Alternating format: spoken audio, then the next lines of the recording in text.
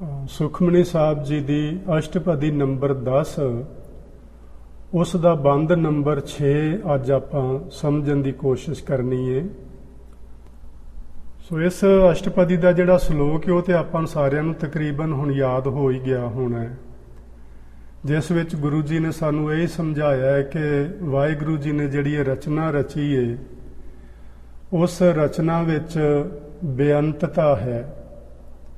ਵਾਹਿਗੁਰੂ ਜੀ ਆਪ ਇੱਕ ਹੁੰਦੇ ਹੋਏ ਵੀ ਬੇਅੰਤ ਨੇ, ਨਾ ਉਹਦੀ ਰਚਨਾ ਦਾ ਕੋਈ ਅੰਤ ਪਾਇਆ ਜਾ ਸਕਦਾ ਹੈ ਤੇ ਨਾ ਹੀ ਉਸ ਪਰਮਾਤਮਾ ਦਾ ਰਚਨਕਾਰ ਦਾ ਅੰਤ ਪਾਇਆ ਜਾ ਸਕਦਾ ਹੈ।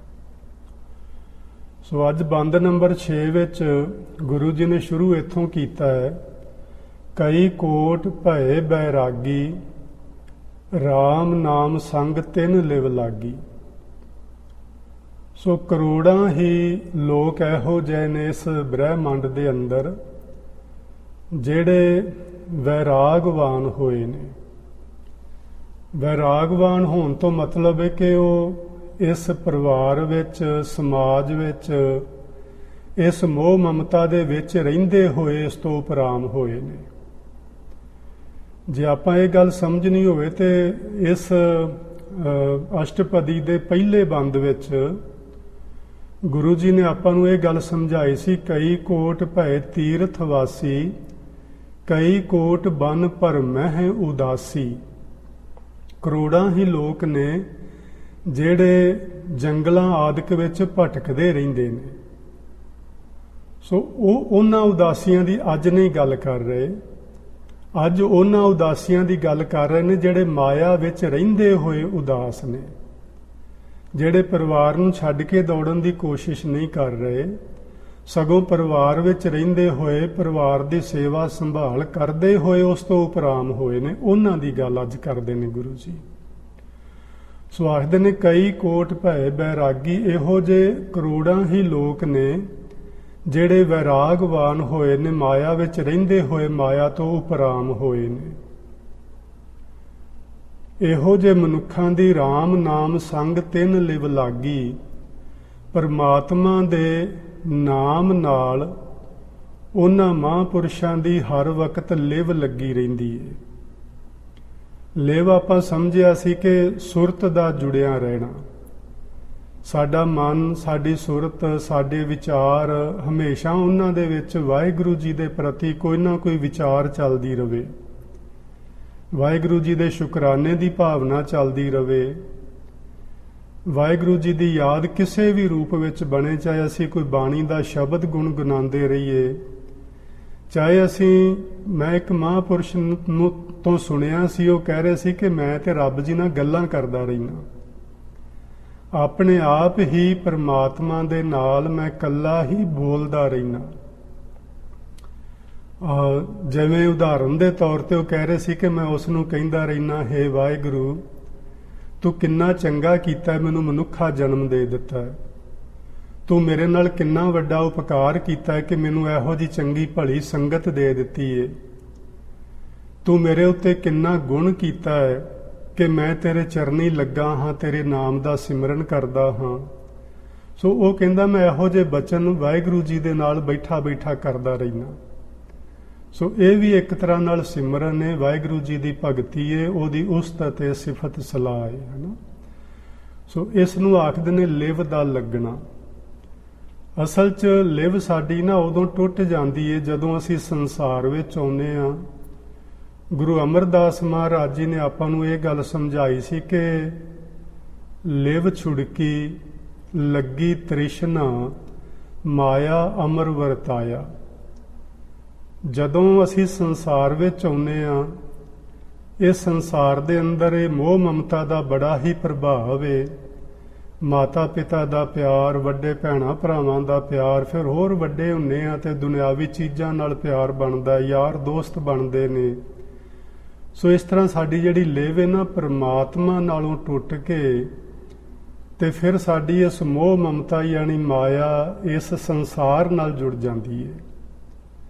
ਲੇਕਿਨ ਜਿਹੜੇ ਵਾਹਿਗੁਰੂ ਜੀ ਦੀ ਭਗਤੀ ਕਰਦੇ ਨੇ, ਜਿਹੜੇ ਮਾਇਆ ਵਿੱਚ ਰਹਿੰਦੇ ਹੋਏ ਉਪਰਾਮ ਹੋ ਜਾਂਦੇ ਨੇ, ਉਹਨਾਂ ਦੀ ਲਿਵ ਮੁੜ ਕੇ ਲੱਗ ਜਾਂਦੀ ਹੈ ਵਾਹਿਗੁਰੂ ਜੀ ਦੇ ਨਾਲ, ਉਹ ਹਰ ਵਕਤ ਫਿਰ ਉਹਦਾ ਚੇਤਾ ਬਣਾਈ ਰੱਖਦੇ ਨੇ। ਕਬੀਰ ਸਾਹਿਬ ਨੇ ਸਾਨੂੰ ਇਹ ਗੱਲ ਸਮਝਾਈ ਹੈ ਕਿ ਮਾਇਆ ਮਹਿ ਜਿਸ ਰੱਖੈ ਉਦਾਸ, ਕਹੈ ਕਬੀਰ ਹਉ ਤਾਕਾ ਦਾਸ। ਪਰਮਾਤਮਾ ਜਿਸ ਕਿਸੇ ਵਿਅਕਤੀ ਨੂੰ ਇਸ ਸੰਸਾਰ ਦੇ ਵਿੱਚ ਰਹਿੰਦਿਆਂ, ਮੋਹ ਮਮਤਾ ਵਿੱਚ ਰਹਿੰਦਿਆਂ ਉਦਾਸੀ ਬਖਸ਼ ਦੇਵੇ, ਇਹਦੇ ਵਿੱਚ ਰਹਿੰਦਿਆਂ ਉਹਨੂੰ ਵਿਰਾਗੀ ਬਣਾ ਦੇਵੇ। ਕਬੀਰ ਜੀ ਆਖਦੇ ਨੇ ਮੈਂ ਉਸ ਬੰਦੇ ਦਾ ਦਾਸ ਹਾਂ, ਉਸ ਦਾ ਸੇਵਕ ਹਾਂ, ਜਿਹੜਾ ਆਪਣੀ ਜ਼ਿੰਦਗੀ ਦੇ ਅੰਦਰ ਇਸ ਸਾਰੇ ਝਮੇਲੇ ਦੇ ਵਿੱਚ ਰਹਿੰਦਾ ਹੋਇਆ, ਮੋਹ ਮਮਤਾ ਵਿੱਚ ਦਿਨ ਕਟੀ ਕਰਦਾ ਹੋਇਆ ਵਾਹਿਗੁਰੂ ਜੀ ਨੂੰ ਯਾਦ ਰੱਖਦਾ ਹੈ। ਸੋ ਪਹਿਲੀਆਂ ਦੋ ਪੰਕਤੀਆਂ ਵਿੱਚ ਸਾਨੂੰ ਗੁਰੂ ਜੀ ਨੇ ਇਹ ਗੱਲ ਸਮਝਾਈ ਹੈ ਕਿ ਇਸ ਮਾਇਆ ਦੇ ਵਿੱਚ ਰਹਿੰਦਿਆਂ ਹੋਇਆਂ ਅਸੀਂ ਵਾਹਿਗੁਰੂ ਜੀ ਦੇ ਨਾਲ ਲਿਵ ਲਾਉਣੀ ਹੈ, ਵਾਹਿਗੁਰੂ ਜੀ ਦੇ ਨਾਲ ਜੁੜਨਾ ਹੈ, ਆਪਣਾ ਆਪਾ ਆਪਣੀ ਸੁਰਤ ਉਹਦੇ ਨਾਲ ਜੋੜਨੀ ਹੈ। ਮਾਇਆ ਨੂੰ ਛੱਡ ਕੇ ਨਹੀਂ, ਮੋਹ ਮਮਤਾ ਨੂੰ ਛੱਡ ਕੇ ਨਹੀਂ, ਪਰਿਵਾਰ ਜਾਂ ਸਮਾਜ ਨੂੰ ਛੱਡ ਕੇ ਨਹੀਂ, ਵਿੱਚ ਰਹਿੰਦੇ ਆ। ਅਗਲਾ ਬਚਨ ਨੇ ਕਈ ਕੋਟ ਪ੍ਰਭ ਕੋ ਖੋਜੰਤੇ, ਆਤਮ ਮਹਿ ਪਾਰ ਬ੍ਰਹਮ ਲਹੰਤੇ। ਹੁਣ ਜਿਹੜੇ ਪੁਰਸ਼ ਆਪਣੀ ਲਿਵ ਜੋੜਨ ਦੀ ਗੱਲ ਕਰਦੇ ਨੇ ਜਾਂ ਯਤਨ ਕਰਦੇ ਨੇ, ਕੋਸ਼ਿਸ਼ ਕਰਦੇ ਨੇ ਕਿ ਸਾਡੀ ਲਿਵ ਜਿਹੜੀ ਹੈ ਉਹ ਪਰਮਾਤਮਾ ਨਾਲ ਜੁੜ ਜਾਏ, ਕਿਸੇ ਤਰ੍ਹਾਂ ਜੁੜੇ, ਉਹ ਇੱਕ ਤਰ੍ਹਾਂ ਨਾਲ ਪ੍ਰਭੂ ਦੀ ਖੋਜ ਵਿੱਚ ਨੇ, ਪ੍ਰਭੂ ਨੂੰ ਖੋਜਦੇ ਨੇ ਉਹ। ਤੇ ਇਹੋ ਜਿਹੇ ਲੋਕ ਵੀ ਕਰੋੜਾਂ ਨੇ, 1 2 4 ਨਹੀਂ ਹਨ, ਕਰੋੜਾਂ ਲੋਕ ਨੇ। ਲੇਕਿਨ ਐਸਾ ਨਹੀਂ, ਗੁਰੂ ਜੀ ਕਹਿ ਰਹੇ ਕਿ ਹੁਣ ਇਸ ਚੱਲ ਰਹੇ ਸਮੇਂ 'ਚ ਕਰੋੜਾਂ ਨੇ। ਸਦਾ ਤੋਂ ਲੈ ਕੇ ਜਦੋਂ ਤੋਂ ਵਾਹਿਗੁਰੂ ਜੀ ਨੇ ਸ੍ਰਿਸ਼ਟੀ ਬਣਾਈ ਹੈ, ਜਦੋਂ ਤੱਕ ਇਹ ਚੱਲਦੀ ਰਹੇਗੀ, ਉਹਦੇ ਵਿੱਚ ਕਰੋੜਾਂ ਹੀ ਲੋਕ ਹੋਣਗੇ ਜਿਹੜੇ ਮਾਇਆ ਵਿੱਚ ਰਹਿੰਦੇ ਹੋਏ ਵੈਰਾਗੀ ਰਹਿਣਗੇ, ਜਿਹੜੇ ਮਾਇਆ ਵਿੱਚ ਰਹਿੰਦੇ ਹੋਏ ਆਪਣੀ ਲਿਵ ਨੂੰ ਵਾਹਿਗੁਰੂ ਜੀ ਨਾਲ ਜੋੜੀ ਰੱਖਣਗੇ। ਉਹਨਾਂ ਵਿੱਚੋਂ ਹੀ ਕਰੋੜਾਂ ਲੋਕ ਹੋਣਗੇ ਜਿਹੜੇ ਪ੍ਰਭੂ ਨੂੰ ਖੋਜਦੇ ਹੋਣਗੇ, ਪ੍ਰਭੂ ਦੀ ਭਾਲ ਕਰਦੇ ਹੋਣਗੇ। ਤੇ ਪ੍ਰਭੂ ਦੀ ਭਾਲ ਕਰਨ ਲਈ ਸਾਨੂੰ ਨਾ ਗੁਰੂ ਸਾਹਿਬ ਨੇ ਆਪਣੇ ਅੰਦਰ ਦੀ ਗੱਲ ਕੀਤੀ ਹੈ। ਉਹ ਇਹ ਨਹੀਂ ਕਹਿੰਦੇ ਕਿ ਤੂੰ ਪ੍ਰਭੂ ਦੀ ਭਾਲ ਵਾਸਤੇ, ਜਿਵੇਂ ਕੁਝ ਮਹਾਂਪੁਰਸ਼ਾਂ ਦਾ ਵਿਚਾਰ ਰਿਹਾ ਹੈ, ਕੁਝ ਧਰਮਾਂ ਦੇ ਧਾਰਨੀ ਲੋਕਾਂ ਦਾ ਵਿਚਾਰ ਰਿਹਾ ਹੈ ਕਿ ਤੁਸੀਂ ਪਰਿਵਾਰ ਵਿੱਚ ਰਹਿ ਕੇ ਰੱਬ ਦੀ ਪ੍ਰਾਪਤੀ ਨਹੀਂ ਕਰ ਸਕਦੇ ਕਿਉਂਕਿ ਪਰਿਵਾਰ ਵਿੱਚ ਬੜੇ ਝਮੇਲੇ ਨੇ, ਤੇ ਤੁਸੀਂ ਇਹਨੂੰ ਛੱਡ ਕੇ ਹੀ ਵਾਹਿਗੁਰੂ ਦੀ ਭਗਤੀ ਕਰ ਸਕਦੇ ਹੋ। ਇਸ ਤਰ੍ਹਾਂ ਦੀ ਵਿਚਾਰ ਵੀ ਸੰਸਾਰ ਵਿੱਚ ਚੱਲਦੀ ਹੈ, ਹੁਣ ਵੀ ਚੱਲਦੀ ਹੈ। ਪਰ ਗੁਰੂ ਤੇਗ ਬਹਾਦਰ ਸਾਹਿਬ ਮਹਾਰਾਜ ਜੀ ਨੇ ਆਪਾਂ ਨੂੰ ਸਮਝਾਇਆ ਸੀ, ਕਾਹੇ ਰੇ ਬਨ ਖੋਜਣ ਜਾਈ, ਸਰਬ ਨਿਵਾਸੀ ਸਦਾ ਅਲੇਪਾ ਤੋਹੀ ਸੰਗ ਸਮਾਈ। ਜੇ ਤੂੰ ਆਪਣੇ ਆਪੇ ਦੀ ਖੋਜ ਕਰੇ, ਆਪਣੇ ਅੰਦਰ ਦੀ ਖੋਜ ਕਰੇ, ਤੇ ਤੈਨੂੰ ਵਾਹਿਗੁਰੂ ਜੀ ਦੀ ਪ੍ਰਾਪਤੀ ਹੋ ਸਕਦੀ ਹੈ। ਤੇਰਾ ਲਿੰਕ ਵਾਹਿਗੁਰੂ ਜੀ ਨਾਲ ਜੁੜ ਸਕਦਾ ਹੈ, ਤੇਰੀ ਲਿਵ ਟੁੱਟੀ ਹੋਈ ਫਿਰ ਲੱਗ ਸਕਦੀ ਹੈ ਜੇਕਰ ਤੂੰ ਆਪਣੇ ਆਪੇ ਦੀ ਖੋਜ ਕਰੇ। ਜੇ ਤੂੰ ਬਾਹਰ ਭਟਕਦਾ ਰਹੇਗਾ ਤੇ ਫਿਰ ਉਹ ਵਣ ਕੰਡਾ ਮੋੜੇ ਵਾਲੀ ਗੱਲ ਹੀ ਹੋਏਗੀ ਵੀ ਪੈਰਾਂ 'ਚ ਕੰਡੇ ਮਰਾਉਂਦਾ ਫਿਰੇਗਾ, ਤੇ ਇਹੋ ਜਿਹੇ ਕੰਮਾਂ ਵਿੱਚੋਂ ਕਦੀ ਕਿਸੇ ਨੂੰ ਰੱਬ ਦੀ ਪ੍ਰਾਪਤੀ ਨਹੀਂ ਹੋਈ। ਜਿਹਨੂੰ ਹੋਈ ਹੈ ਅੱਜ ਤੱਕ, ਵੈਸੇ ਕਈ ਵਾਰੀ ਲੋਕ ਸਵਾਲ ਕਰਦੇ ਹੁੰਦੇ ਨੇ ਕਿ ਕੀ ਕਿਸੇ ਨੂੰ ਪ੍ਰਾਪਤੀ ਹੋਈ ਵੀ ਹੈ? ਮੈਂ ਕਹਿੰਦਾ ਬਹੁਤ ਲੋਕਾਂ ਨੂੰ ਹੋਈ ਹੈ, 1 2 4 ਨਹੀਂ, ਬੇਅੰਤ ਲੋਕਾਂ ਨੂੰ ਹੋਈ ਹੈ। ਤੇ ਹੋਈ ਕਿੱਥੋਂ ਹੈ? ਆਪਣੇ ਅੰਦਰੋਂ, ਨਾ ਕਿ ਬਾਹਰੋਂ। ਜਿੰਨੇ ਲੋਕ ਜਿਵੇਂ ਦੇਸ ਛੋੜ ਪਰਦੇਸੈ ਧਾਇਆ, ਪੰਚ ਚੰਡਾਲ ਨਾਲੇ ਲੈ ਆਇਆ ਵਾਲੀ ਗੱਲ ਬਣ ਜਾਂਦੀ ਏ ਕਿ ਜਦੋਂ ਲੋਕ ਘਰ-ਬਾਰ ਛੱਡ ਕੇ ਬਾਹਰ ਜੰਗਲਾਂ ਨੂੰ, ਹੋਰ ਡੇਰਿਆਂ ਤੇ ਆਸ਼ਰਮਾਂ ਤੇ ਤੀਰਥਾਂ ਤੇ ਲੋਕ ਚਲੇ ਜਾਂਦੇ ਨੇ, ਜਿਹੜੇ ਪੰਜ ਚੰਡਾਲ ਸਾਡੇ ਅੰਦਰ ਬੈਠੇ ਹੁੰਦੇ ਨੇ ਉਹ ਤੇ ਨਾਲ ਚਲੇ ਜਾਂਦੇ ਨੇ। ਉਹ ਜਿੱਥੇ ਵੀ ਅਸੀਂ ਜਾਈਏ ਉੱਥੇ ਸਾਡੇ ਨਾਲ ਹੋਣਗੇ, ਤੇ ਫਿਰ ਕਿਉਂ ਨਾ ਅਸੀਂ ਘਰ ਵਿੱਚ ਹੀ ਰਹੀਏ, ਕਿਉਂ ਨਾ ਅਸੀਂ ਆਪਣੇ ਪਰਿਵਾਰ ਵਿੱਚ, ਜਿੱਥੇ ਮਾਲਕ ਨੇ ਸਾਨੂੰ ਜਨਮ ਦਿੱਤਾ ਹੈ, ਜਿੱਥੇ ਮਾਲਕ ਨੇ ਸਾਨੂੰ ਰੱਖਿਆ ਹੈ, ਕਿਉਂ ਨਾ ਅਸੀਂ ਉੱਥੇ ਹੀ ਰਹਿ ਕੇ ਉਹਦੀ ਭਗਤੀ ਕਰੀਏ। ਸੋ ਗੁਰੂ ਸਾਹਿਬ ਦਾ ਮਤ ਇਹ ਆ ਕਿ ਬਾਹਰ ਟੋਲੇ ਸੋ ਭਰਮ ਭੁਲਾਹੀ। ਜਿਹੜੇ ਲੋਕ ਬਾਹਰ ਲੱਭਣ ਦੀ ਕੋਸ਼ਿਸ਼ ਕਰਨਗੇ ਉਹ ਭਰਮਾਂ ਵਿੱਚ ਪੈ ਕੇ ਭਟਕਦੇ ਹੀ ਰਹਿਣਗੇ, ਉਹਨਾਂ ਨੂੰ ਰੱਬ ਦੀ ਪ੍ਰਾਪਤੀ ਨਹੀਂ ਹੋਏਗੀ। ਜਿਸ ਵੀ ਕਿਸੇ ਨੇ ਅੱਜ ਤੱਕ ਵਾਹਿਗੁਰੂ ਜੀ ਦੀ ਪ੍ਰਾਪਤੀ ਕੀਤੀ ਹੈ ਜਾਂ ਵਾਹਿਗੁਰੂ ਜੀ ਦੇ ਨਾਲ ਨੇੜਤਾ ਹਾਸਲ ਕੀਤੀ ਹੈ, ਉਹਨੇ ਆਪਣੇ ਅੰਦਰ ਜਾ ਕੇ ਹੀ ਕੀਤੀ ਹੈ। ਸੋ ਆਪਾਂ ਆਪਣੇ ਅੰਦਰ ਮੁੜਨਾ ਹੈ। ਮੁੜਨ ਦਾ ਵੀ ਤਰੀਕਾ ਸਾਨੂੰ ਗੁਰਬਾਣੀ ਵਿੱਚ ਬਹੁਤ ਸੋਹਣਾ ਸਮਝਾਇਆ ਗਿਆ ਹੈ ਕਿ ਆਪਣਾ ਧਿਆਨ ਅੰਦਰ ਨੂੰ ਮੋੜੋ, ਨਾ ਕਿ ਕੁਝ ਹੋਰ। ਧਿਆਨ ਅੰਦਰ ਨੂੰ ਮੋੜਨਾ ਹੈ। ਜਿਵੇਂ ਤੁਸੀਂ ਅੰਮ੍ਰਿਤ ਵੇਲੇ ਦੀ ਮੈਂ ਪਿਛਲੇ ਕਥਾ 'ਚ ਗੱਲ ਕੀਤੀ ਹੈ ਵੀ ਆਪਾਂ ਨੂੰ ਅੰਮ੍ਰਿਤ ਵੇਲਾ ਸੰਭਾਲਣਾ ਚਾਹੀਦਾ ਹੈ। ਗੁਰੂ ਨਾਨਕ ਸਾਹਿਬ ਦੇ ਜੀਵਨ ਵਿੱਚੋਂ ਇੱਕ ਦੋ ਉਦਾਹਰਨਾਂ ਆਪਾਂ ਲਈਆਂ ਸਨ ਕਿ ਉਹ ਕਿੰਨਾ ਫਿਕਰਮੰਦ ਰਹਿੰਦੇ ਨੇ ਆਪਣਾ ਸ਼ਾਮ ਦਾ ਤੇ ਸਵੇਰ ਦਾ ਸਮਾਂ ਸੰਭਾਲਣ ਲਈ ਵੀ ਇਹ ਮੇਰੇ ਹੱਥੋਂ ਨਿਕਲ ਨਾ ਜਾਏ, ਇਹ ਅਜਾਈਂ ਨਾ ਚਲਾ ਜਾਏ, ਸਮਾਂ ਗਵਾਚ ਨਾ ਜਾਏ। ਉਸ ਵਕਤ ਉਹ ਕਰਦੇ ਕੀ ਸਨ? ਵੇਖੋ, ਆਪਾਂ ਉਦਾਹਰਨ ਲਈ ਸੀ ਕਿ ਉਹ ਵੇਈਂ ਦੇ ਕਿਨਾਰੇ ਜਾਂਦੇ, ਹਨੇਰਾ ਹੁੰਦਾ ਸੀ, ਉਦੋਂ ਅਜੇ ਲੋ ਨਹੀਂ ਲੱਗੀ ਹੁੰਦੀ, ਤੇ ਉਹ ਉੱਥੇ ਵੇਈਂ ਨਦੀ ਵਿੱਚ ਇਸ਼ਨਾਨ ਕਰਕੇ ਉਹਦੇ ਕਿਨਾਰੇ ਤੇ ਹੀ ਬੈਠਦੇ ਹੁੰਦੇ ਸਨ। ਉੱਥੇ ਅੱਜ ਕੱਲ੍ਹ ਨਾ ਗੁਰਦੁਆਰਾ ਬਹੁਤ ਵੱਡਾ ਬਣਿਆ ਹੋਇਆ, ਉਹਦਾ ਨਾਂ ਹੈ ਬੇਰ ਸਾਹਿਬ। ਉਹ ਗੁਰਦੁਆਰਾ ਉੱਥੇ ਬਣਿਆ ਹੋਇਆ, ਉੱਥੇ ਬਹਿ ਕੇ ਗੁਰੂ ਨਾਨਕ ਸਾਹਿਬ ਭਗਤੀ ਵਿੱਚ ਜੁੜਦੇ। ਤੇ ਕਿਵੇਂ ਜੁੜਦੇ? ਅੱਖਾਂ ਬੰਦ ਕਰਕੇ ਧਿਆਨ ਅੰਦਰ ਲਿਜਾਂਦੇ। ਆਪਾਂ ਧਿਆਨ ਅੰਦਰ ਲਿਜਾਣਾ ਹੈ। ਧਿਆਨ ਦੁਆਰਾ ਵਾਹਿਗੁਰੂ ਜੀ ਤੱਕ ਪਹੁੰਚਿਆ ਜਾ ਸਕਦਾ ਹੈ। ਤੇ ਧਿਆਨ ਜਿਹੜਾ ਹੈ ਉਹ ਸਾਡਾ ਬਾਹਰ ਖਿਲਰਿਆ ਰਹਿੰਦਾ ਹਰ ਵਕਤ। ਜਦੋਂ ਆਪਾਂ ਧਿਆਨ ਵਿੱਚ ਬੈਠਦੇ ਹਾਂ, ਸਿਮਰਨ ਕਰਨ ਲਈ ਬੈਠਦੇ ਹਾਂ, ਤੁਸੀਂ ਵੇਖਣਾ ਕਿ ਕੀ ਤੁਹਾਡਾ ਧਿਆਨ ਵਾਹਿਗੁਰੂ ਜੀ ਨਾਲ ਜੁੜਿਆ ਹੈ ਕਿ ਧਿਆਨ ਵਿੱਚ ਬੈਠਿਆਂ ਵੀ ਬਾਹਰ ਧਿਆਨ ਦੌੜਦਾ ਫਿਰਦਾ ਹੈ। ਇਹ ਗੱਲ ਧਿਆਨ ਦੇ ਵਿੱਚ ਰੱਖਣ ਵਾਲੀ ਹੈ। ਜਿਸ ਦਿਨ ਸਾਡਾ ਧਿਆਨ ਅੰਦਰ ਜੁੜਨ ਲੱਗ ਪਿਆ ਵਾਹਿਗੁਰੂ ਜੀ ਦੇ ਸ਼ਬਦ ਨਾਲ ਜੋ ਗੁਰੂ ਨੇ ਸਾਨੂੰ ਦਿੱਤਾ ਹੈ, ਜਾਂ ਜਿਹਦਾ ਵੀ ਅਸੀਂ ਧਿਆਨ ਕਰਦੇ ਹਾਂ, ਜਾਂ ਜਿਹੜੇ ਵੀ ਸ਼ਬਦ ਦਾ ਜਾਪ ਕਰਦੇ ਹਾਂ, ਜਦੋਂ ਉਹਦੇ ਨਾਲ ਜੁੜਨ ਲੱਗ ਪਿਆ ਤੇ ਤੁਸੀਂ ਅੰਤਰਮੁਖੀ ਹੋਣੇ ਸ਼ੁਰੂ ਹੋ ਜਾਓਗੇ। ਹੁਣੇ ਹੀ ਪਹਿਲਾਂ ਤੁਹਾਡੇ ਚੋਂ ਕੋਈ ਜਣਾ ਗੱਲ ਕਰ ਰਿਹਾ ਸੀ ਅੰਤਰਮੁਖੀ ਦੀ ਗੱਲ। ਅੰਤਰਮੁਖੀ ਬਸ ਇਸ ਤਰ੍ਹਾਂ ਹੀ ਹੋਈ ਜਾਵੇ, ਅੰਤਰਗਤ ਇਸ ਤਰ੍ਹਾਂ ਹੋਈਦਾ ਹੈ। ਆਪਣੇ ਧਿਆਨ ਨੂੰ ਟਿਕਾਓ ਤੇ ਅੰਦਰਲੇ ਪਾਸੇ ਟਿਕਾਓ। ਸ਼ਬਦ ਅੰਦਰ ਹੋ ਰਿਹਾ, ਬੋਲ ਬੋਲ ਕੇ ਲੋਕਾਂ ਨੂੰ ਸੁਣਾਉਣ ਦੀ ਲੋੜ ਨਹੀਂ, ਉਹਨੂੰ ਅੰਦਰ ਹੀ ਸੁਣੋ, ਅੰਦਰ ਹੀ ਉਹਦਾ ਧਿਆਨ ਧਰੋ, ਬਸ ਉਹਦੇ ਨਾਲ ਜੁੜਨ ਦੀ ਕੋਸ਼ਿਸ਼ ਕਰੋ। ਤੇ ਜਿਹੜੇ ਜੁੜਦੇ ਨੇ, ਜਿਹੜੇ ਇਸ ਢੰਗ ਨਾਲ ਵਾਹਿਗੁਰੂ ਜੀ ਦੀ ਖੋਜ ਕਰਦੇ ਨੇ, ਗੁਰੂ ਜੀ ਦਾ ਮੰਨਣਾ ਹੈ ਆਤਮ ਮਹਿ ਪਾਰ ਬ੍ਰਹਮ ਲਹੰਤੇ। ਲਹੰਤੇ ਦਾ ਮਤਲਬ ਹੈ ਉਹ ਪਾ ਲੈਂਦੇ ਨੇ। ਜਿਹੜੇ ਇਸ ਢੰਗ ਨਾਲ ਵਾਹਿਗੁਰੂ ਜੀ ਦੀ ਖੋਜ ਕਰਦੇ ਨੇ ਕਿ ਆਪਣੇ ਅੰਦਰ ਜਾਂਦੇ ਨੇ, ਧਿਆਨ ਨੂੰ ਅੰਤਰਮੁਖੀ ਕਰਦੇ ਨੇ, ਅੰਤਰਗਤ ਹੋਣ ਦਾ ਯਤਨ ਕਰਦੇ ਨੇ, ਉਹ ਫਿਰ ਖੋਜਦਿਆਂ ਆਪਣੇ ਅੰਦਰੋਂ ਹੀ ਵਾਹਿਗੁਰੂ ਜੀ ਨੂੰ ਪਾ ਲੈਂਦੇ ਨੇ। ਆਤਮ ਮਹਿ, ਆਪਣੇ ਆਪੇ ਵਿੱਚੋਂ ਹੀ ਲੱਭ ਲੈਂਦੇ ਨੇ। ਤੇ ਸਹੀ ਅਰਥਾਂ ਵਿੱਚ ਪਤਾ ਹੈ ਕੀ ਹੈ? ਆਪਣਾ ਆਪਾ ਹੀ ਪਰਮਾਤਮਾ ਹੈ। ਉਹਦੇ ਵਿੱਚ ਕੋਈ ਵੱਖਰਾ ਨਹੀਂ ਪਰਮਾਤਮਾ ਕਿ ਉਹਦੇ ਵਿੱਚੋਂ ਕੁਝ ਲੱਭ ਲੈਂਦੇ ਨੇ ਉਹ ਹੋਰ ਨਹੀਂ। ਇਸ ਤਰ੍ਹਾਂ ਨਹੀਂ ਜੇ। ਆਪਣਾ ਆਪਾ ਹੀ ਪਰਮਾਤਮਾ। ਜਿੱਦਣ ਸਾਨੂੰ ਆਪਣੇ ਆਪੇ ਦੀ ਸੋਝੀ ਹੋ ਗਈ, ਸਮਝੋ ਰੱਬ ਜੀ ਦੀ ਸੋਝੀ ਹੋ ਗਈ। ਜਿੰਨਾ ਚਿਰ ਆਪਣੇ ਆਪੇ ਦੀ ਸੋਝੀ ਨਹੀਂ ਹੋ ਰਹੀ, ਹੁਣ ਸਾਨੂੰ ਸੋਝੀ ਕੀ ਹੈ ਭਲਾ?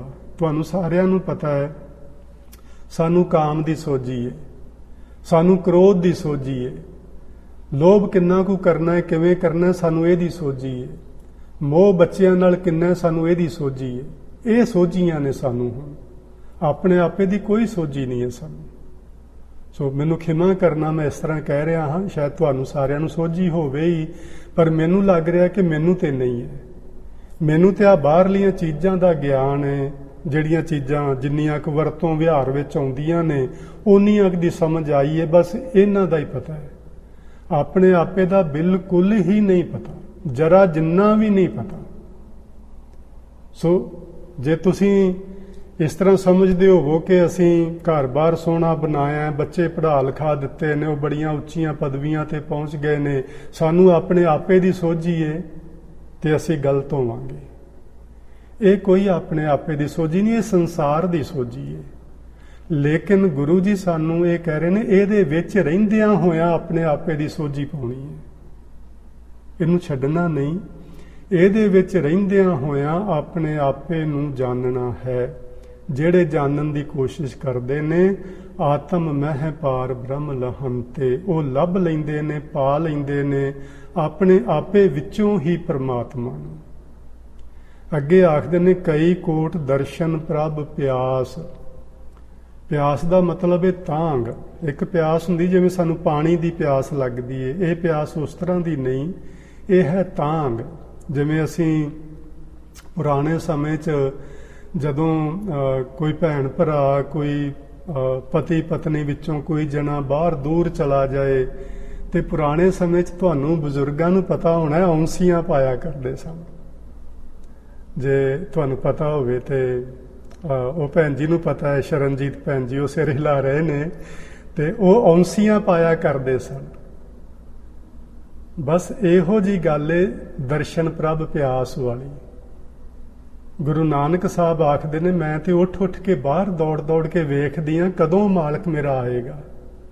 ਤੁਹਾਨੂੰ ਗੁਰੂ ਅਰਜਨ ਦੇਵ ਮਹਾਰਾਜ ਦੇ ਇਤਿਹਾਸ ਦਾ ਤੇ ਸਾਰਿਆਂ ਨੂੰ ਹੀ ਪਤਾ, ਜਦੋਂ ਲਾਹੌਰ ਗਏ ਸਨ ਤੇ ਗੁਰੂ ਸਾਹਿਬ ਨੇ, ਗੁਰੂ ਰਾਮਦਾਸ ਮਹਾਰਾਜ ਜੀ ਨੇ ਆਖਿਆ ਸੀ ਕਿ ਜਦੋਂ ਬੁਲਾਵਾਂਗੀ ਉਦੋਂ ਆਉਣਾ, ਉਹਨਾਂ ਚਿਰ ਉੱਥੇ ਹੀ ਰਹਿਣਾ ਲਾਹੌਰ ਹੀ।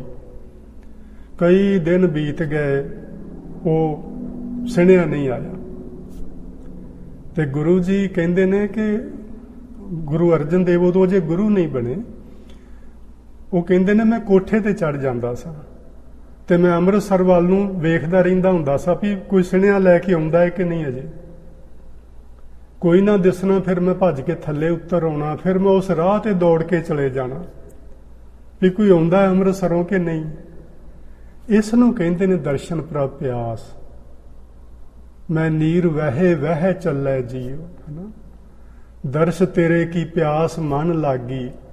ਬਸ ਇਸ ਤਰ੍ਹਾਂ ਦੀ ਕੋਈ ਅਵਸਥਾ ਜਿਹੜੀ ਅਜੇ ਕਮ ਸੇ ਕਮ ਮੇਰੀ ਤੇ ਨਹੀਂ ਹੈ। ਤੁਹਾਡੇ ਚੋਂ ਕਿਸੇ ਦੀ ਹੋਵੇ ਤੇ ਬਈ ਤੁਸੀਂ ਜ਼ਰੂਰ ਭਾਗਾਂ ਵਾਲੇ ਹੋਵੋਗੇ। ਭਈ ਇਸ ਨੂੰ ਕਹਿੰਦੇ ਸੀ ਔਂਸੀਆਂ ਪਾਣਾ, ਭਾਵ ਤਾਂਘਦੇ ਰਹਿਣਾ ਹਰ ਵਕਤ, ਮੇਰਾ ਪਿਆਰਾ ਆ ਰਿਹਾ ਹੈ ਕਿ ਨਹੀਂ, ਕਦੋਂ ਆ ਰਿਹਾ ਹੈ, ਕਿੱਥੋਂ ਆ ਰਿਹਾ, ਮੈਨੂੰ ਉਹਦਾ ਕੋਈ ਸੁਨੇਹਾ ਦੇਵੇ।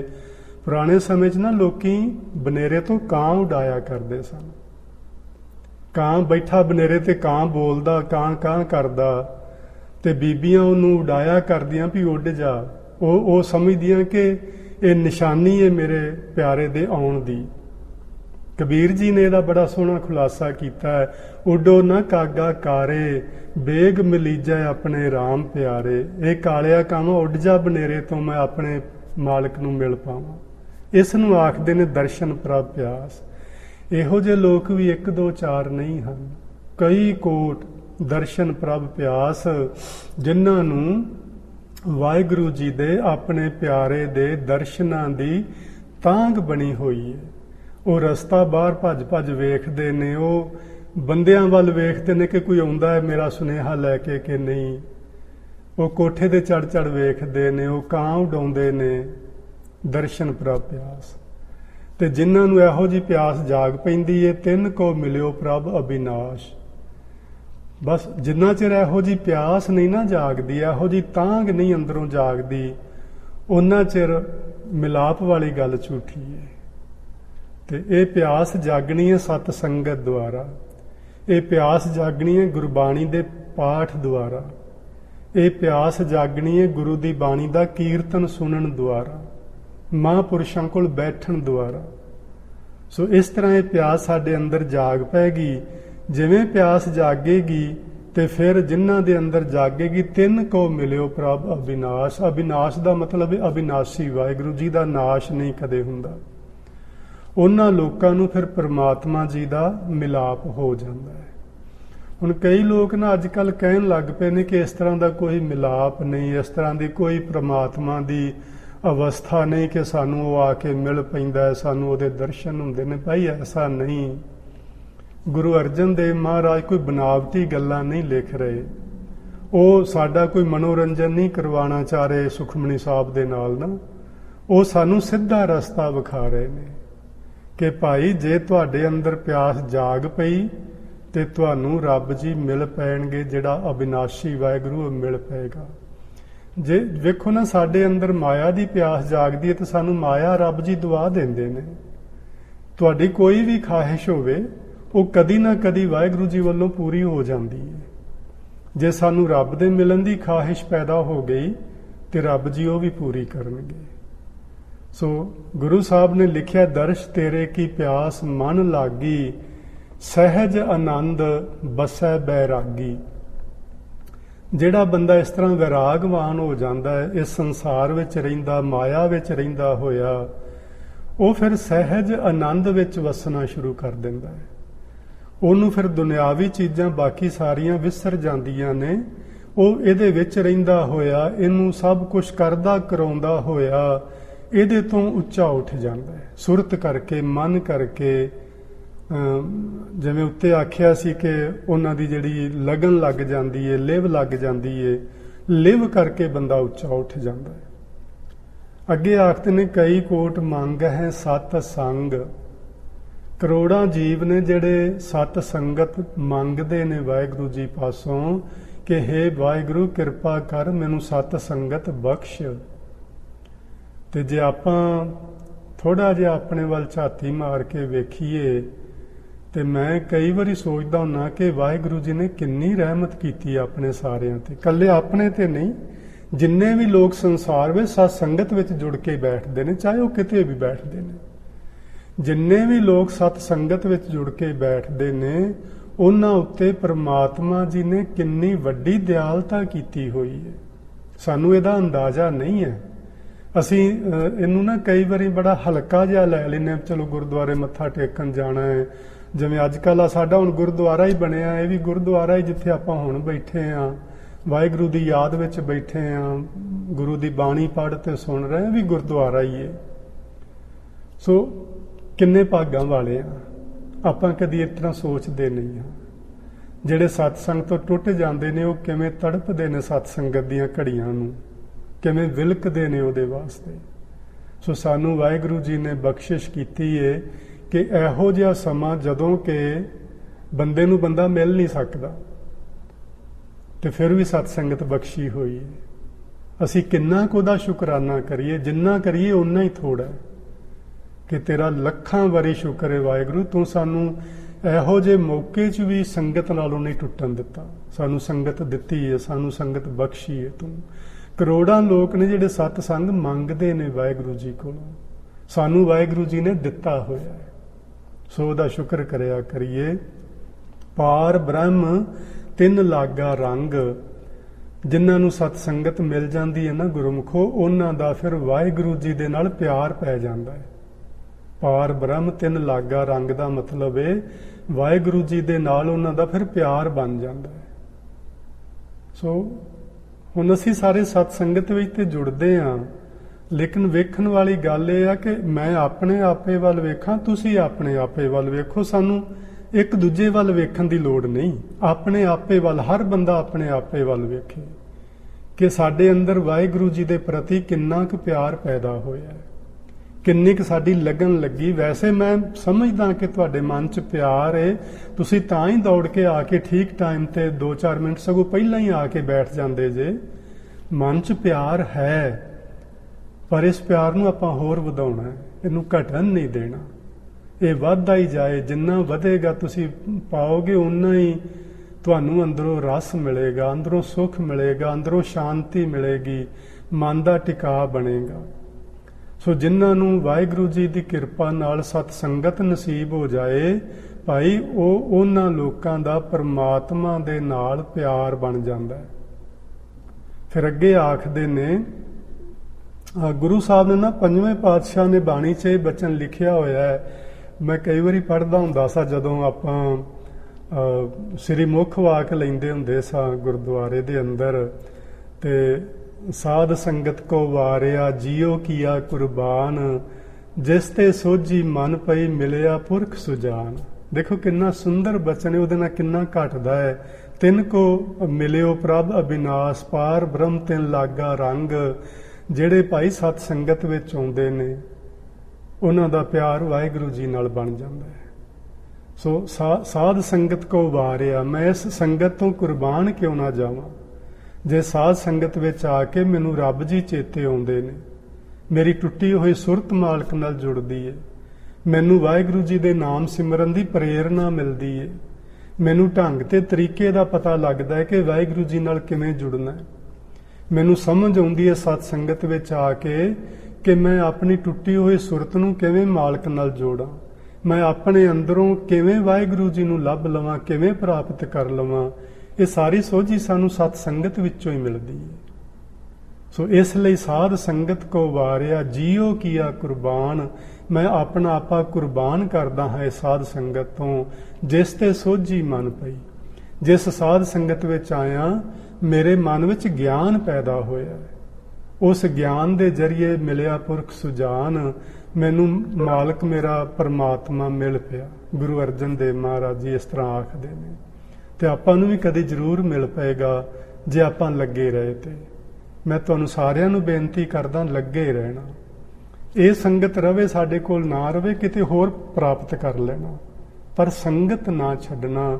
ਰੱਬ ਦੇ ਪਿਆਰਿਆਂ ਦੀ ਸੰਗਤ ਜ਼ਰੂਰ ਕਰਨਾ। ਜਿੱਥੇ ਵੀ ਤੁਸੀਂ ਹੋਵੋ, ਜਿੱਥੇ ਵੀ ਰਵੋ, ਉੱਥੇ ਹੀ ਰੱਬ ਦੇ ਪਿਆਰਿਆਂ ਦੀ ਸੰਗਤ ਕਰੋ। ਜਿਸ ਹਾਲ ਵਿੱਚ ਵੀ ਹੋਵੋ, ਰੱਬ ਦੇ ਪਿਆਰਿਆਂ ਦੀ ਸੰਗਤ ਕਰੋ। ਕੁਝ ਹੋਰ ਨਾ ਬਣ ਸਕੇ, ਕਿਸੇ ਨੂੰ ਫੋਨ ਤੇ ਹੀ ਕਰ ਲਿਆ ਕਰੋ ਗੱਲਬਾਤ, ਰੱਬ ਦੇ ਨਾਂ ਦੀ, ਉਹਦੇ ਸ਼ਬਦ ਦੀ ਵਿਚਾਰ ਕਰ ਲੈਣੀ।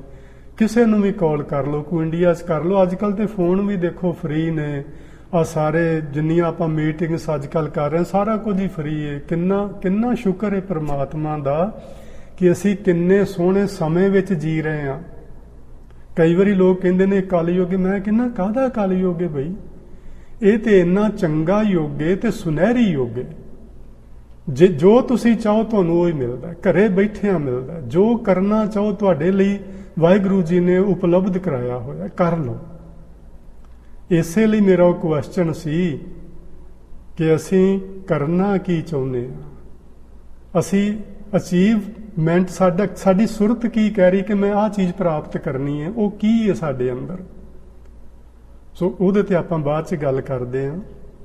ਸੋ ਭਾਈ, ਜਿਨ੍ਹਾਂ ਨੂੰ ਸਾਧ ਸੰਗਤ ਮਿਲਦੀ ਏ, ਉਹਨਾਂ ਸਾਨੂੰ ਸਾਰਿਆਂ ਨੂੰ ਵਾਹਿਗੁਰੂ ਜੀ ਦਾ ਸ਼ੁਕਰ ਬਾਰ-ਬਾਰ ਕਰਨਾ ਚਾਹੀਦਾ ਹੈ ਕਿ ਤੇਰੀ ਇਸ ਸੰਗਤ ਵਿੱਚੋਂ ਮੈਨੂੰ ਸੋਝੀ ਮਿਲੀ ਏ ਤੇ ਮੈਂ ਤੇਰੇ ਨਾਮ ਨਾਲ ਜੁੜਨ ਦਾ ਯਤਨ ਉਪਰਾਲਾ ਕਰ ਰਿਹਾ। ਤੇ ਅਖੀਰ ਵਿੱਚ ਆਖਦੇ ਨੇ, ਜਿਨ ਕੋ ਹੋਏ ਆਪ ਸੋ ਪ੍ਰਸੰਨ। ਸੋ ਪ੍ਰਸੰਨ ਦਾ ਮਤਲਬ ਹੈ ਚੰਗੀ ਤਰ੍ਹਾਂ ਖੁਸ਼ ਹੋਣਾ। ਕਈ ਵਾਰੀ ਅਸੀਂ ਖੁਸ਼ ਹੁੰਦੇ ਹਾਂ, ਪਰ ਐਵੇਂ ਮੂੰਹ ਜਿਹਾ ਮਾੜਾ ਜਿਹਾ ਇਸ ਤਰ੍ਹਾਂ ਉਹ ਸਮਾਈਲ ਜੀ ਦੇ ਕੇ ਅੱਗੇ ਲੰਘ ਜਾਂਦੇ ਆ ਨਾ, ਜਿਵੇਂ ਜਾਣਦੇ ਨਹੀਂ ਹੁੰਦੇ ਇੱਕ ਦੂਜੇ ਨੂੰ, ਤੇ ਮਾੜਾ ਜਿਹਾ ਹੱਸ ਕੇ ਗਾਂ ਲੰਘ ਜੀਦਾ। ਇੱਕ ਹੁੰਦਾ ਇਹੋ ਜਿਹਾ ਖੁਸ਼ ਹੋਣਾ ਤੁਰਿਆਂ ਜਾਂਦਿਆਂ ਬਿਨਾਂ ਹੀ ਵਜ੍ਹਾ ਤੋਂ, ਇੱਕ ਹੁੰਦਾ ਦਿਲੋਂ ਖੁਸ਼ ਹੋਣਾ। ਜਿਨ ਕੋ ਹੋਏ ਆਪ ਸੋ ਪ੍ਰਸੰਨ, ਜਿਨ੍ਹਾਂ ਉੱਤੇ ਵਾਹਿਗੁਰੂ ਜੀ ਦਿਲੋਂ ਪ੍ਰਸੰਨ ਹੋ ਜਾਏ। ਸਾਡੇ ਸਾਰਿਆਂ ਤੇ ਜਿੰਨੇ ਵੀ ਲੋਕ ਸੰਸਾਰ ਦੇ ਅੰਦਰ ਸਤ ਸੰਗਤ ਵਿੱਚ ਜੁੜਦੇ ਨੇ, ਉਹਨਾਂ ਉੱਤੇ ਵਾਹਿਗੁਰੂ ਜੀ ਦਿਲੋਂ ਪ੍ਰਸੰਨ ਹੋਏ ਜੇ, ਦਿਲੋਂ ਅੰਦਰੋਂ। ਨਾਨਕ ਤੇ ਜਨ ਸਦਾ ਧਨ ਧਨ। ਉਹ ਆਦਮੀ ਜਿਹੜੇ ਨੇ ਜਿਨ੍ਹਾਂ ਉੱਤੇ ਵਾਹਿਗੁਰੂ ਜੀ ਦੀ ਪ੍ਰਸੰਨਤਾ ਹੋਈ ਏ, ਉਹ ਲੋਕ ਧਨਤਾ ਯੋਗ ਨੇ, ਉਹਨਾਂ ਨੂੰ ਧੰਨ ਧੰਨ ਆਖਣਾ ਚਾਹੀਦਾ। ਸੋ ਗੁਰੂ ਸਾਹਿਬ ਨੇ ਸਾਨੂੰ ਅੱਜ ਦੇ ਇਸ ਬੰਦ ਨੰਬਰ 6 ਵਿੱਚ ਸੰਖੇਪ ਰੂਪ ਵਿੱਚ ਜਿਹੜੀ ਗੱਲ ਸਮਝਾਈ ਏ, ਉਹ ਇਹ ਹੈ ਕਿ ਅਸੀਂ ਇਸ ਸੰਸਾਰ ਵਿੱਚ, ਪਰਿਵਾਰ ਵਿੱਚ, ਸਮਾਜ ਵਿੱਚ, ਮਾਇਆ ਵਿੱਚ ਰਹਿੰਦਿਆਂ ਹੋਇਆਂ ਆਪਣੀ ਲਿਵ ਨੂੰ ਮਾਇਆ ਤੋਂ ਉੱਚਿਆਂ ਉਠਾ ਕੇ ਵਾਹਿਗੁਰੂ ਜੀ ਨਾਲ ਜੋੜਨੀ ਹੈ। ਇਸ ਤਰ੍ਹਾਂ ਆਪਾਂ ਵਾਹਿਗੁਰੂ ਜੀ ਦੀ ਭਾਲ ਆਪਣੇ ਅੰਦਰੋਂ ਕਰਨੀ ਹੈ। ਜਿਹੜੇ ਆਪਣੇ ਅੰਦਰੋਂ ਵਾਹਿਗੁਰੂ ਜੀ ਦੀ ਭਾਲ ਕਰਨਗੇ, ਉਹ ਵਾਹਿਗੁਰੂ ਜੀ ਨੂੰ ਆਪਣੇ ਅੰਦਰੋਂ ਹੀ ਪ੍ਰਾਪਤ ਕਰ ਲੈਣਗੇ। ਜਿਨ੍ਹਾਂ ਨੂੰ ਵਾਹਿਗੁਰੂ ਜੀ ਦੇ ਦਰਸ਼ਨਾਂ ਦੀ ਪਿਆਸ ਲੱਗੇਗੀ, ਪਿਆਸ ਅੰਦਰੋਂ ਜਾਗੇਗੀ, ਉਹ ਅਬਿਨਾਸ਼ੀ ਵਾਹਿਗੁਰੂ ਜੀ ਨੂੰ ਮਿਲ ਪੈਣਗੇ, ਜਾਂ ਅਬਿਨਾਸ਼ੀ ਵਾਹਿਗੁਰੂ ਉਹਨਾਂ ਨੂੰ ਮਿਲ ਪਏਗਾ। ਜਿਹੜੇ ਸਤ ਸੰਗਤ ਦੀ ਮੰਗ ਕਰਨਗੇ, ਸਤ ਸੰਗ ਮੰਗਣਗੇ ਵਾਹਿਗੁਰੂ ਜੀ ਕੋਲੋਂ, ਹੇ ਵਾਹਿਗੁਰੂ ਮੇਰੇ ਤੇ ਮਿਹਰ ਕਰ, ਮੈਨੂੰ ਸਤ ਸੰਗਤ ਦੇ। ਤੇ ਜਦੋਂ ਸਤ ਸੰਗਤ ਉਹਨਾਂ ਨੂੰ ਮਿਲੇਗੀ ਤੇ ਉਹਨਾਂ ਦਾ ਸਤ ਸੰਗਤ ਦੇ ਜ਼ਰੀਏ ਵਾਹਿਗੁਰੂ ਜੀ ਦੇ ਨਾਲ ਪਿਆਰ ਵਧੇਗਾ।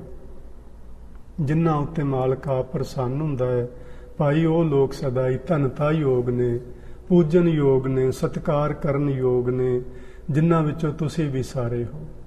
ਸੋ ਮੈਂ ਆਪ ਸਾਰਿਆਂ ਦਾ ਬਹੁਤ ਬਹੁਤ ਧੰਨਵਾਦ ਵੀ ਕਰਦਾ, ਸਤਿਕਾਰ ਵੀ ਕਰਦਾ ਕਿ ਤੁਸੀਂ ਸਾਰੇ ਜੁੜਦੇ ਹੋ, ਤੇ ਮੈਨੂੰ ਵੀ ਇਹ ਮੌਕਾ ਮਿਲਦਾ ਹੈ ਕਿ ਮੈਂ ਵੀ ਗੁਰੂ ਮਹਾਰਾਜ ਦੀ, ਤੁਹਾਡੀ ਸਾਰਿਆਂ ਦੀ ਸੰਗਤ ਕਰ ਲੈਂਦਾ। ਜੇ ਤੁਸੀਂ ਜੁੜ ਕੇ ਨਾ ਬੈਠੋ ਤੇ ਹੋ ਸਕਦਾ ਮੈਂ ਵੀ ਸੰਗਤ ਤੋਂ ਵਾਂਝਾ ਰਹਿ ਜਾਵਾਂ। ਸੋ ਆਪਾਂ ਸਾਰੇ ਮਿਲ ਕੇ ਸੰਗਤ ਕਰਦੇ ਹਾਂ, ਮਿਲ ਕੇ ਸੰਗਤ ਹਮੇਸ਼ਾ ਕਰਦੇ ਰਹਿਣਾ, ਸੰਗਤ ਨਾ ਕਦੇ ਛੱਡਣਾ। ਇਹ ਸੰਗਤ ਬੜੀ ਹੀ, ਗੁਰੂ ਸਾਹਿਬ ਨੇ ਬਚਨ ਕੀਤੇ ਨੇ, ਵੇਖੋ ਆਪਾਂ ਰੋਜ਼ ਪੜ੍ਹਦੇ ਹਾਂ ਰਹਿ ਰਾਸ ਦੀ ਬਾਣੀ ਵਿੱਚ ਕਿ ਉਹਨਾਂ ਲੋਕਾਂ ਦੇ ਵੱਡੇ ਭਾਗ ਨੇ ਜਿਨ੍ਹਾਂ ਨੂੰ ਸਤ ਸੰਗਤ ਪ੍ਰਾਪਤ ਹੋ ਗਈ ਹੈ। ਸੋ ਆਪਾਂ ਯਤਨ ਕਰਿਆ ਕਰੀਏ, ਸਤ ਸੰਗਤ ਦੇ ਸਮੇਂ ਨੂੰ ਸੰਭਾਲਿਆ ਕਰੀਏ। ਮੇਰੇ ਮਾਧੋ ਜੀ, ਸਤ ਸੰਗਤ ਮਿਲੇ ਸੋ ਤਰਿਆ। ਉਹ ਬੰਦਾ ਸੰਸਾਰ ਸਾਗਰ ਤੋਂ ਪਾਰ ਲੰਘ ਜਾਂਦਾ ਹੈ ਜਿਸ ਨੂੰ ਵਾਹਿਗੁਰੂ ਜੀ ਦੀ, ਵਾਹਿਗੁਰੂ ਜੀ ਦੇ ਪਿਆਰਿਆਂ ਦੀ ਸੰਗਤ ਮਿਲ ਜਾਂਦੀ ਹੈ। ਇੰਨੇ ਸ਼ਬਦਾਂ ਨਾਲ ਹੋਈਆਂ ਭੁੱਲਾਂ ਦੀ ਖਿਮਾ। ਪਿਆਰ ਨਾਲ ਆਖੋ ਜੀ, ਵਾਹਿਗੁਰੂ ਜੀ ਕਾ ਖਾਲਸਾ, ਵਾਹਿਗੁਰੂ ਜੀ ਕੀ ਫਤਿਹ।